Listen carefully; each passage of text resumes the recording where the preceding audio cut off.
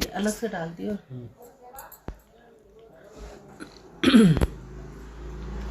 श्रीमन्नारायण नारायण हरि हरि, लक्ष्मी नारायण नारायण हरि हरि, तुलसी नारायण नारायण हरि हरि, श्रीमन्नारायण नारायण हरि हरि।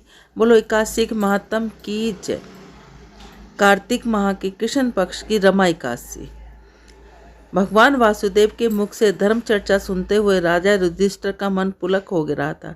उन्हें असीम आनंद प्राप्त हो रहा था। अतः उन्होंने वासुदेव से निवेदन किया, भगवान, मेरी इच्छा कार्तिक माह के कृष्ण पक्ष की एकादशी की कथा सुनने की हो रही है, कृपा करके कर्ताक कीजिए। इस एकादशी का नाम इस दिन पूजे जाने वाले देवता एवं इस व्रत से मिलने वाले फल का विस्तार सहित भगवान वासुदेव ने उत्तर देते हुए कहा, धर्मराज, कार्तिक महीने के कृष्ण पक्ष की एकादशी का नाम रमा है। इसके व्रत करने से सभी पापों का नाश हो जाता है। इस कथा को ध्यान से सुनिए। पुराने समय में कवि मुत्तुचंद नाम का एक राजा था। उनकी इंद्र, वरुण, कुबेर, विभीषण आदि से मित्रता थी। वह सदा सच बोलता था और विष्णु भगवान का परम भक्त था। बिना किसी विघ्न बाधा के उसका राज्य ठीक से चल रहा था। उसकी एक कन्या थी, कन्या का नाम चंद्रभामा था। अपनी इस पुत्री का विवाह उसने अब राजा चंद्रसेन के पुत्र सोमन से कर दिया। वह रमा एकादशी का व्रत बड़े विधि विधान से नियम पूर्वक करता। उसकी प्रजा में भी इस नियम का कठोरता पूर्वक पालन होता। एक बार सोमन अपनी ससुराल आया हुआ था। कार्तिक का महीना चल रहा था। महापुण्य प्रदान करने वाली रमा एकादशी का दिन आया।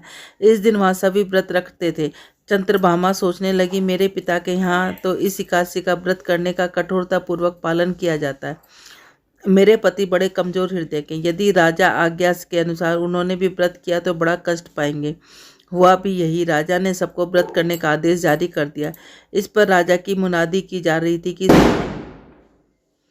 चंद्रभामा के पास गया। उसने चंद्रभामा से कहा, प्रिय, यदि मैं व्रत करूंगा तो मेरी मृत्यु हो जाएगी, अतः मैं व्रत नहीं कर सकता, कोई उपाय बताओ। इस बात को चंद्रभामा भी जानती थी कि वह बोली, प्राणेश्वर, मेरे पिता के राज्य में एकादशी के दिन कोई भी भोजन नहीं कर सकता।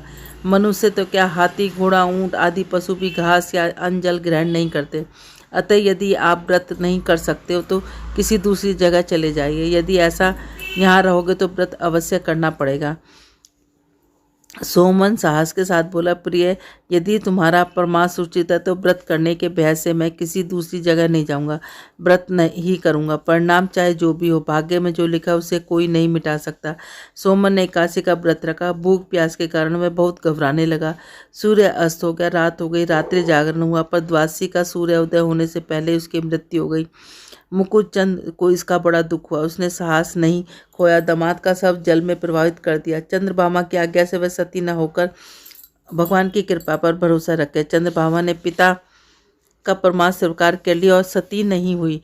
पिता के घर पर ही रहकर रमा एकादशी का व्रत करने लगी। उधर एक विचित्र घटना घटी। रमा एकादशी के व्रत के प्रभाव से सोमन को जल से निकाल लिया गया और भगवान विष्णु की कृपा से मंदाचल पर्वत पर देवपुर नाम के नगर का राजा बना दिया। देवपुर धन धान्य से परिपूर्ण था। उसका कोई भी शत्रु नहीं था। राजमहल में रतन सुवर्ण के स्तंभ लगे होते।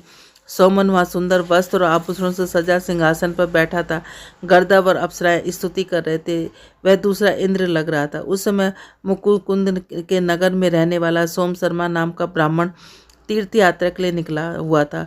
वह घूमते घूमते देवपुर पहुंचा। जहां उसने सोमन को देखा तो अपने राज्य का जवाई समझकर उसके पास गया। सोमन उस ब्राह्मण को देखकर उसका खड़ा हो गया। उसने ससुर और पत्नी चंद्रभामा का कुशल मंगल पूछा। ब्राह्मण ने बताया कि हमारे राजा और उनकी पुत्री कुशल पूर्वक है। आपको रमा एकादशी के दिन अन्न जल ग्रहण न करने के कारण मृत्यु को प्राप्त हो गए थे। ये ऐसा सुंदर नगर आपको कैसे प्राप्त हो गया? आप कैसे जीवित हो? सोमन मुस्कुराकर बोला, ब्राह्मण देव, यह सब कार्तिक महीने की रमा एकादशी का व्रत का फल है। इसी के कारण मुझे अनुपम नगर मिला है और यह सब स्थायी नहीं है। ब्राह्मण बोला, यह कैसे और किस उपाय से स्थायी हो सकता है, यह खुलासा भी कीजिए। यदि इस कार्य में मेरा सहयोग की कोई आवश्यकता हो तो मैं प्रस्तुत हूँ। सोमन बोला, दुर्जदेव, यह एक व्रत विविधता से मैं बिना श्रद्धा के किया था। उसके प्रभाव से मुझे अस्थायी नगर मिला। यदि आप समाचार चंद्रभामा को सुना दे तो उसको स्थिर बना देगी। ब्राह्मण लौटकर अपने नगर को आया और उसने चंद्रभामा को सारा समाचार कह दिया। राजकुमारी चंद्रभामा ने ब्राह्मण से कहा, ब्राह्मण ने देवता, कहीं आपने यह सब सपने में तो नहीं देखा? बोला, यह क्या सपने न प्रत्यक्ष है।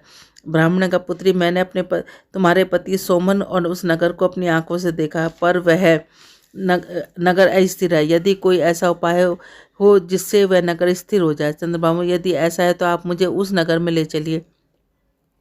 मैं अपने पति को देखना चाहती हूँ। व्रत के प्रभाव से उस नगर को स्थित कर लूंगी।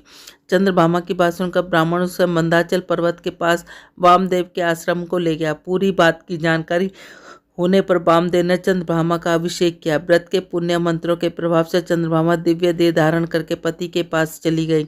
सोमन उसे देखा तो प्रसन्नता के साथ अपने साथ आसन पर बिठा लिया। चंद्रभामा गदगद होकर बोली, प्राणनाथ, अब आप मेरी बात सुनिए। मैं अपने पिता के घर पर 8 वर्ष की थी, तभी से विधि पूर्वक एकादशी का व्रत करने लगी थी। इन्हीं व्रतों के प्रभाव से अपना यह नगर स्थित हो जाएगा। समस्त आवश्यक वस्तुओं को युक्त होकर प्रलय होने पर भी स्थिर रहेगा।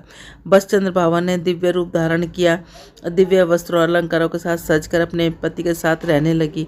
श्री कृष्ण ने कहा, धर्मराज, जो मनुष्य रमा एकादशी के व्रत को करता है वह सभी पापों को नष्ट हो जाता है। रमा एकादशी का महात्म सुनने वाले का अंत समय में विष्णु लोक को चले जाते हैं। इसी एकादशी के व्रत में विष्णु भगवान का पूजन होता है और केले का आहार लेते हैं। श्रीमन नारायण नारायण हरि हरि, लक्ष्मी नारायण नारायण हरि हरि, तुलसी नारायण नारायण हरि हरि। तू ही अइयो गोपाल मुझे लेने, तू ही अइयो, तू ही अइयो गोपाल मुझे लेने, तू ही अइयो। सावन न अइयो भादो न अइयो, सावन न अइयो भादो न अइयो, आइयो कार्तिक मास मुझे लेने, तू अइयो, अइयो कार्तिक मास मुझे लेने, तू ही अइयो, ओ तू ही अइयो गोपाल मुझे लेने, तू ही अइयो। पूनम न अइयो अमावस न अइयो, पूनम न अइयो अमावस न अइयो, अइयो एकादशी रात मोहे लेने, तू ही अइयो,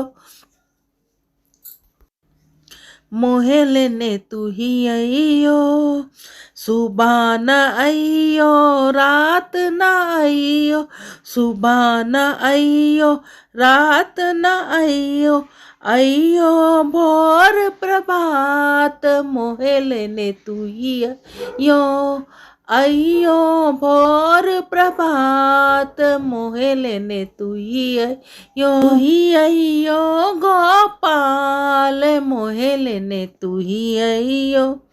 राधा न लइयो रुक्मण न लइयो, राधा न लइयो रुक्मण न लइयो, एक न अइयो दो न अइयो, एक न अइयो दो न लइयो, अइयो सबके साथ मोहे लेने, तू ही अइयो, अइयो सबके साथ मोहे लेने, तू ही अइयो, तू ही अइयो गोपाल मोहे लेने, तू ही अइयो, ओ तू ही अइयो गोपाल मोहे लेने, तू ही अइयो।